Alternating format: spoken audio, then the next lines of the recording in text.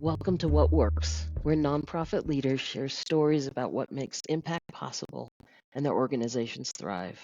I'm your host, Marla Moody, and today we're going to explore how to be fiscally stress free in your nonprofit. My guest, Kimberly Lewis, is president and CEO of Goodwill Industries in Texas, bestseller author, coach, advocate for women. With more than 25 years of executive nonprofit leadership, she guides DEI initiatives, serves on a national board, and has written books, including her latest, Against All Odds. Get ready. Kim is here to show us what works. Welcome, Kim. Well, thank you so much, Marla. It is such a pleasure to be here. This has been long awaited, trying to get us together. So, Kimberly, would you kind of give us an idea of how you got to Goodwill and maybe the vision and the goal of what Goodwill's about? Wonderful. Yes, certainly. It's kind of a long story, and I often tell people, first of all, that I kind of stumbled into the nonprofit world. Never really thought about it. I graduated with a degree in fine arts with a concentration in theater and a minor in communications. And I love to write. So in college, I did an internship at a television station. And then I, right after that, I worked at our local newspaper, which is a daily metropolitan newspaper, the Post and Courier. And at that time, there were actually two newspapers. There's the Post and Courier, which was the morning paper, and the Evening Post, which was the evening. And you really wrote for both of them. And then they merged the two, and it became the Post and Courier. But out of that work, I decided that I really loved writing more than kind of being on the screen. I was a little shyer then than I am now. And so I did that for a number of years and was a journalist for 12 years.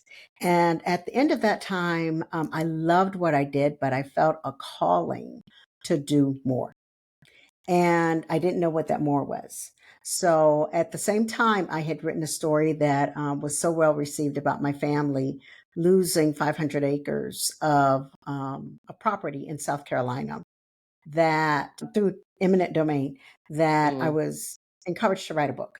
And I wrote a book, and that was my first book, and it's called The Fourth Generation. So I left the newspaper, I started working on that book, and just decided not to go back.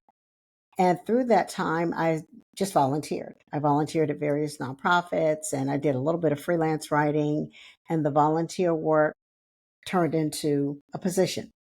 And that eventually led me to accepting a position with Goodwill Industries of Kiowa, Kyowva, which was Kentucky and West Virginia, and Ohio was in the middle. And so I ended up going there for 10 years and leading that Goodwill as the CEO. And then came to East Texas, Tyler, Texas, which is about 91 miles east of Dallas. And I've been here now for 12 years. Congratulations. What a journey. I'm excited to actually read some of your books. One of the reasons I'm doing this podcast is to inspire and also to learn from each other so that maybe we don't make the same mistakes. So I guess the first question I would like is there a story that you can think of that really helps encapsulate what Goodwill's about and why you guys exist? I mean, you're obviously very well known, but kind of behind the scenes of what makes it tick. Absolutely. What I love about Goodwill is that we are a social enterprise. And in fact, we're the original social enterprise. What that basically means is that we practice a business model so that we are financially sustainable and we take the proceeds of that business model and we support our mission for the large part. We receive donations from individuals, we receive some grants and some funding, but the bulk of what we operate on is self-generated. That can be in a variety of reasons. Not everybody knows about the Goodwill stores. There's a Goodwill store within 6 miles of every single Walmart in the United States. That's not Wow. by our design. I think it's by theirs because we've been around Interesting. longer than they've been around. Um, And there are Goodwills in every single state. We're also in 15 different countries, and we are in Canada as well. I had no So, idea. yeah. So it truly is just a wonderful organization. Started in 1902 by our founder, the Reverend Edgar J. Helms. He simply wanted to serve people. He wanted to serve people where they were inclusively. He didn't turn anybody away. He didn't turn anybody down. There were people that the society was looking down upon, and he paid no attention to that. He said, society's Mm. nobody or God's everybody. So he wanted to help serve everyone where they were. And we continue on that same vein today. So we have a saying within the Goodwill family that when you see one Goodwill, you're just seeing one Goodwill because right. Because, people will say, I didn't know Goodwill did that. I didn't know Goodwill did that. There are Goodwills that operate medical facilities, operate grocery stores, housing facilities, apartments, like us manufacturing. There's Goodwill in Detroit that manufactures cars. We Okay. manufacture, yeah, isn't that something? We manufacture highway delineators for the state of Texas. And so that's those PVC pipes in the HOV lane that has the reflective tape. And it Hmm. might be yellow and black or silver and black. We make all of those for the state of Texas.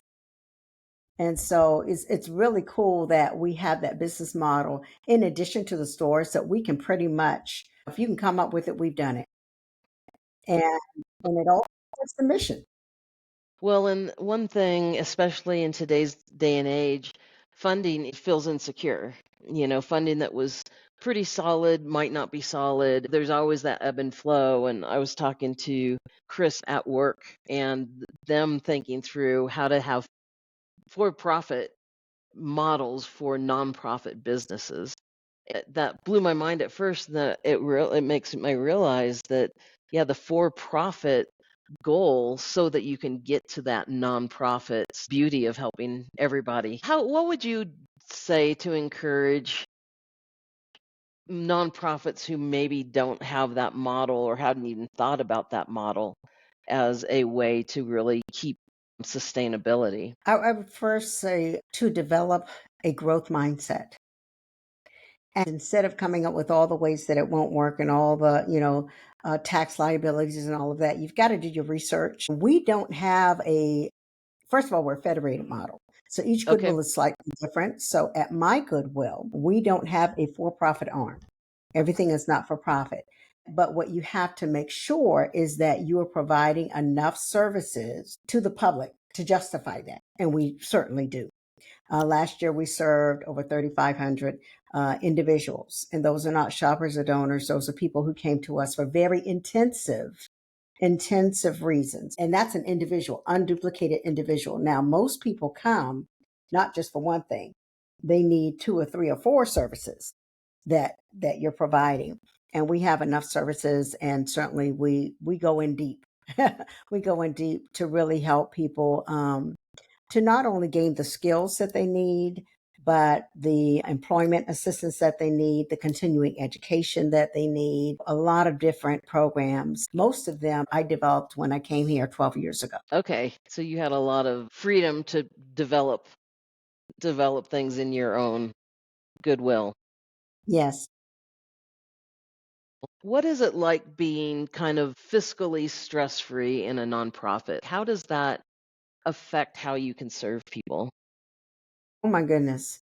It is so freeing because we're not chasing the money. We're serving people. When you can serve people where they are without concern of following whatever some entity forces you to do. Mm, Sometimes not for profits will they're really not interested in doing a particular thing, but they do it because they're chasing the money. They have to survive. And they're like, okay, that's not our wheelhouse, or that's going to cost us, too much energy and stretch our staff and our resources in a way that is not sustainable. But we need the money, so we'll go ahead and take the money and we'll do this extra program. It absolutely kills me that there are so many grants out there and they require you to be quote unquote innovative. And do you know there's nothing new under the sun? So you've got to be innovative and come up with something that sounds or looks new rather than really just serving the needs of your community. It's just not sustainable. So I would rather have the money to really respond to the needs of our community. And I'll give you an example of that. During COVID, we all watched how businesses were shutting down, especially small businesses. And small business ownership is really the underpinning of our American society. But they were struggling. And many of the businesses were not tech savvy. They couldn't make that pivot to go online and offer their products and services. At the same time, we had received a grant from Microsoft Philanthropies Foundation. They basically said, we see what you're doing. We see you're an advocate for marginalized communities, and we like that. And here's $300,000. Do what you want to do with it. I could have just done the same old, same old, same old. But responding to what I saw going on in our community, I said, you know what, this is an opportunity to really serve those small businesses that have a lack of resources. They can't go out and get the loans. They're not getting the resources that they need. They're under-resourced and overstretched. And so I created a program called Good Biz. I partnered with an organization called the Global Good Fund because I was familiar with them. I was a Global Good Fund fellow. I knew what they could do. And I had spoken with the CEO about taking that on the road. We talked about another community that she'd asked my advice on, and that didn't work out. So I called her and I said, hey, you remember that program you want to kind of take on the road? And she said, uh-huh. And I said, how about bringing it to Tyler? And she thought, talk more. And so we ended up doing that. And to date, we have graduated over 97 entrepreneurs. I posted a simple picture of our graduating class on LinkedIn. And a serial entrepreneur that I know sent me a message and said, hey, what's this program? What are you doing? Tell me about it. So I told him about it. And then he donated a couple of $100,000 to allow us to expand it to other Goodwills around the country. So that program is operating for other communities in the Goodwill network. That's outstanding. Even though you say there's nothing new under the sun, and also you've been able to think outside the box. What a lovely thing of like, you're obviously doing the real deal, and people are seeing that and giving. And then as it shows success, you've been able to expand it. What an awesome model. And what a good example of giving it a try. I think sometimes we think we'll try a program and sometimes it doesn't work. And that's okay too, as long as there's been the due diligence. I don't know. You're nodding. Do you have any thoughts on that of like how to take risks, not knowing 100% if it's going to happen? You know, being a nonprofit executive and working in a nonprofit is a risk. It is a risk because we are the most highly regulated of all entities. For profits are not regulated or scrutinized as much as not for profits are. We're scrutinized to the nth degree, but yet we're here really giving of our heart. You know, all of us could make, if it were just about money, all of us could make a lot more money in the for profit arena or doing something else. But we choose to do this because we love our communities. We love the people we serve. We want to help and we want to serve. So you have to take some risk. So that risk may be providing a service. So we were tapped by another local agency that saw some of the work that we do. So one of the programs that we have is Good Tech Academy. It's an IT school. And we provide everything from basic computers all the way up to certifications in cybersecurity. Security plus networking plus cybersecurity. We have our own network. We allow students not just to learn the theory, but they have to be able to take it apart, build it again, make sure it works. We intentionally put viruses in that server, and they have to locate them and find out how to take them out and protect that server again from all users. So they get their hands on. And then we help them with job placement. That was a huge risk because it was like, okay, you got universities all around us. They're already doing some of this. How are we going to stand out? How are we going to compete? Well, it's that hands-on piece. At first, it was slow going. We had a little bit of money. We were operating one classroom, the classroom about the size of my office. We were doing all of that, and it was just creeping along. Students weren't coming, and I was like, okay, what's going on? And then COVID hit. And so just as we were, getting the classes filled, COVID hit. We had to pivot. And in 3 weeks, we were able to take the classes online. While that's good, the students weren't getting the hands-on. So of course, as soon as we were able to come back and bring people safely back into the classroom, we did. But it has taken us a couple of years to get back to where we were. We funded a lot of that ourselves because I was like, okay, we've got to give it time to really work. We provide that service not just in-house, but we go to other locations and we Mm-hmm. provide the service to them. What a great thing to do, especially for that younger generation. Keeps them out of trouble, but also gives them an amazing skill. As I was thinking through the diversity of how you're serving, how do you find talent? How do you find the right people to work with you? That's always a great question because the talent is out there. The first thing that we look for, of course, is the skill set that we need. But we are also an educational, skill-based organization. So what they don't know, we have the capability of teaching them and Mm-hmm. upskilling them. So we do a lot of upskilling of our own staff. We are a second chance employer. So if somebody's made a mistake in their previous career or previous life, we have some boundaries there, but we'll take a chance when others will not take a chance. Yeah. What that does is it builds loyalty. Yeah. We really pour into our own staff. So at my particular agency, we even offer 100% tuition reimbursement. They can go to school, they can be reimbursed, and we even have a partnership in which they don't have to put out any money. All they got to do is pass the class, we get an invoice, we pay it.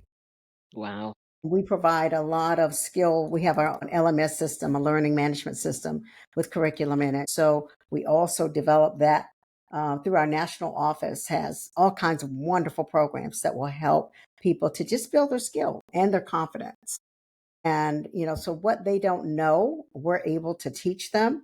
We try to really elevate internally. So anytime there's an opportunity for growth, we try to move people up to that next level. But it really is about their heart. If you have Mm-hmm. the right heart for people and you want to serve, you're not going to make top dollar, but we're going to pay you a fair wage for the area. We're going to pay you a fair, equitable wage, and you have a heart for people. That's the one we want. I love that too. I heard the word loyalty, which makes sense because you're developing people, paying for education. Boy, that's like invaluable. But I also heard the word confidence, building confidence.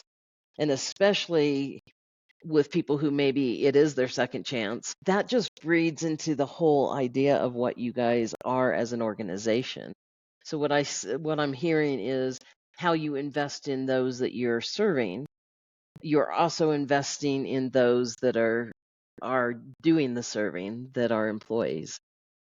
Absolutely. Absolutely. Yeah. We have several employees who have taken advantage of our Good Tech Academy and are in class or have been in class and gotten their certifications. We have several who've taken advantage of our Good Biz program and doing those things. We even have a program that we offer internally to employees, and it's called the Dream Manager. I read the book, oh my gosh, probably every bit of about 16, 17 years ago by Matthew Kelly. It's called the Dream Manager. When I read it, it's a fictional story, but I thought that can work. I think we'll try it. So the dream manager will meet with our staff and give them a very easy 3 questions. What are your dreams? It doesn't have anything to do with work at all. It can be work, it can be personal. They may want to take their family on a nice vacation. That's something they've never been able to do. They may want to buy a house or a car or finish their education or be promoted to a store manager, or work in another capacity within an organization or open their own business. Hmm. That dream manager says, okay, what are the steps that you need? Let's talk about the first 3 steps you need to do in the next 90 days. Then he holds them accountable because he knows I hold him accountable to report back to me how many dreams, have been realized. We've had well over 1,000 dreams realized. Wow. That's such It makes you the real deal, right? Because you're investing in lives, you're improving people's lives, regardless of if they're employees or if they're part of the community. I heard the word very important is accountability. A system that just says, well, just trust me, doesn't work as well because accountability kind of pushes those dreams a little bit harder. To do more means to challenge beyond what's comfortable. So to build accountability is such a fantastic piece. Yeah, there's a saying that's start charity at home. So that's really the concept. It's like we're serving our community, but we can't forget our employees. Yeah. So they can take advantage of all the services that we provide plus some. So yeah, the loyalty is there. You're finding people in different ways. I have a leadership framework that starts with values and it builds on 5 key functions of a multiplier leader and then how to have a healthy dynamic team. One of those is values, and with values then clear communication. As I'm hearing you talk, in some ways the values seem very obvious, but the diversity of what you're doing is very broad.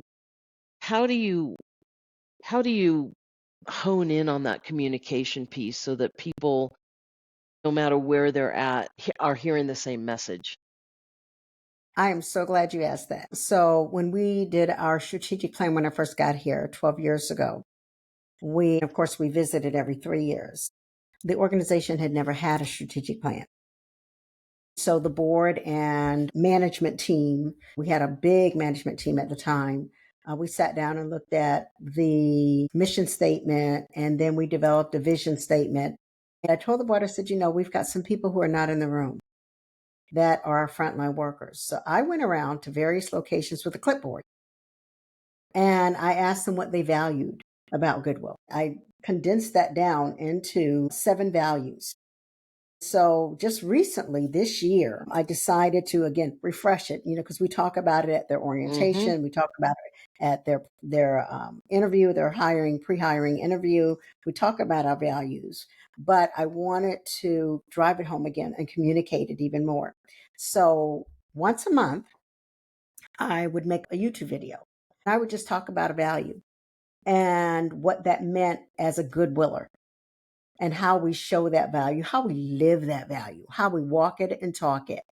And I send that out in a video to all of our staff members and our board members. They absolutely love it. And I'm not reading off a paper. I'm just talking about what people have told me, what I see, what I observe, what I'm feeling from the community of Goodwill and how we walk that out. That's a great way to communicate that.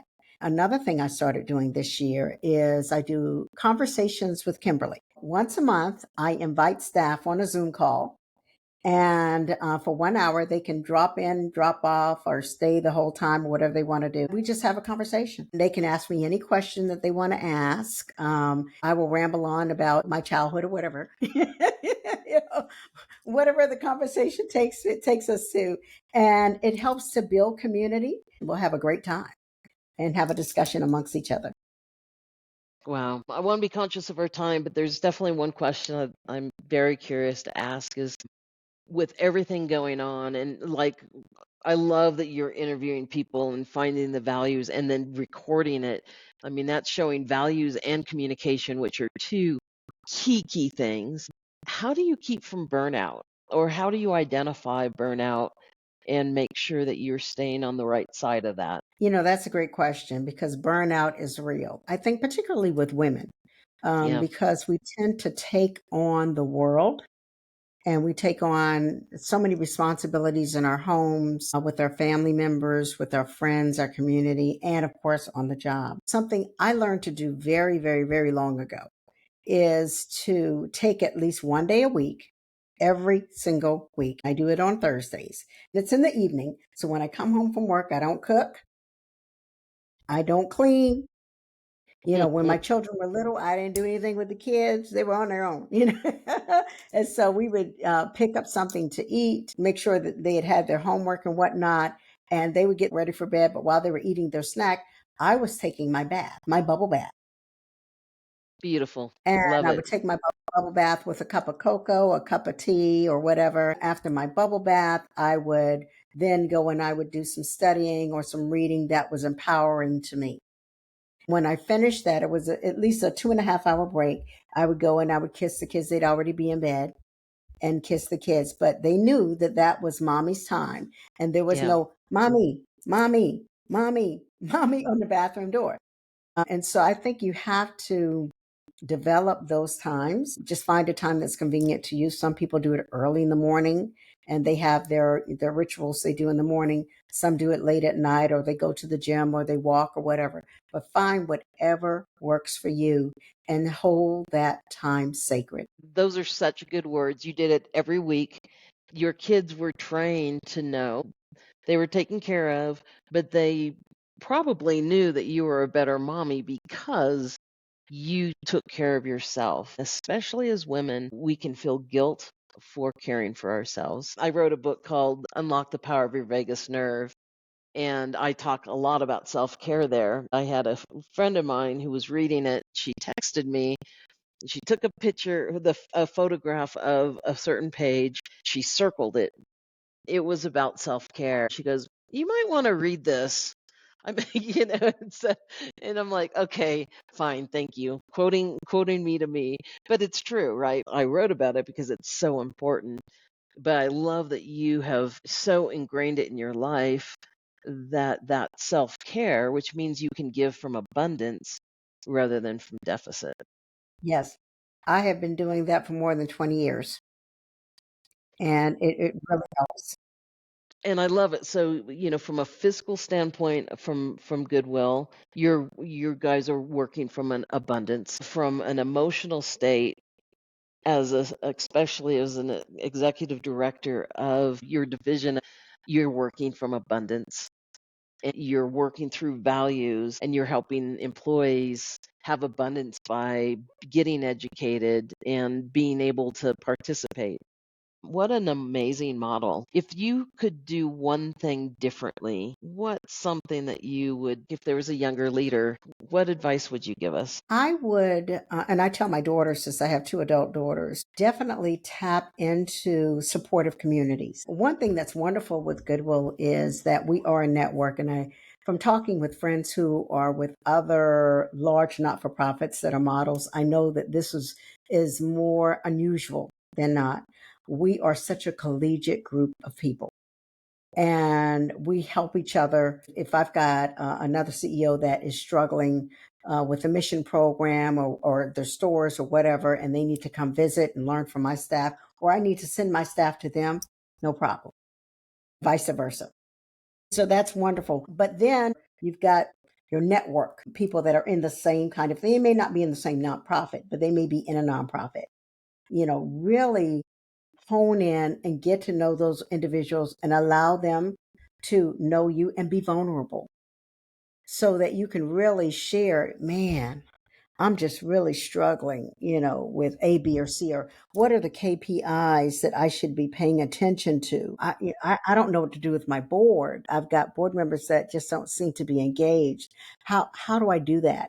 And so you've got communities around you, have leaders around you who have, really kind of tap that code and they can help you. So don't be afraid to lean into that and be vulnerable.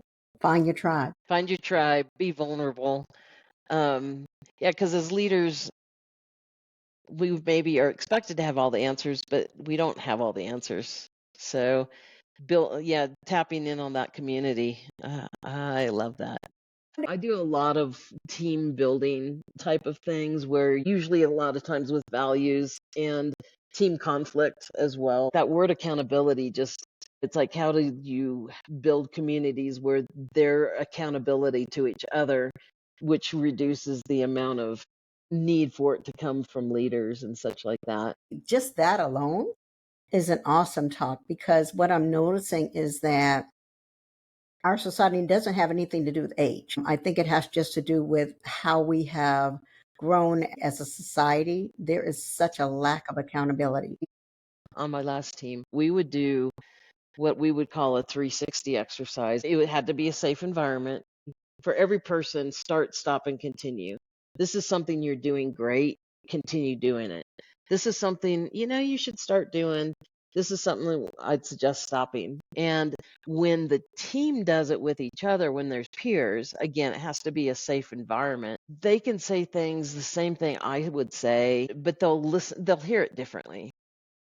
There is kind of this built-in accountability that has I've seen a lot of success in, and then learning how to have conflict, because you always start with values and norms, because what Hmm. I'm seeing is conflict usually comes from my value and your values just clashed. Or the other thing I see is if you have some kind of trauma and you've kind of tapped in that trauma, which is why that building confidence really stood out to me. Because if we can build people's confidence, wow, we've transformed an individual. I think that's a good place to end. If people want to know more about what Goodwill does, where could they go, or how could they be involved? They can certainly find our national website, which will lead them to Goodwill as a whole or their particular communities. Just go to Goodwill Industries International. That will give you all the information that you need and can even point you to your local Goodwill, or just Google Goodwill headquarters near me. Go for a visit, go for a tour. We do what we call real Goodwill tours. They're behind the scenes tours, and we invite the community to come in. We feed them lunch. They hear from our program participants. We keep them for about an hour, and they have a great time. That's awesome. I love that. Well, good. So if we want a free lunch, we just need to find a Walmart and drive around 6 miles. Yeah, exactly. You'll find a Goodwill somewhere. Yeah. I love it. I know this won't be our last conversation, Kim, but thank you so much for helping us know what works, and seeing what a blessing it is to be part of something so much bigger than yourself. Thank you, Marla. It's been a blast. Awesome. All right. Thank you. Bye bye.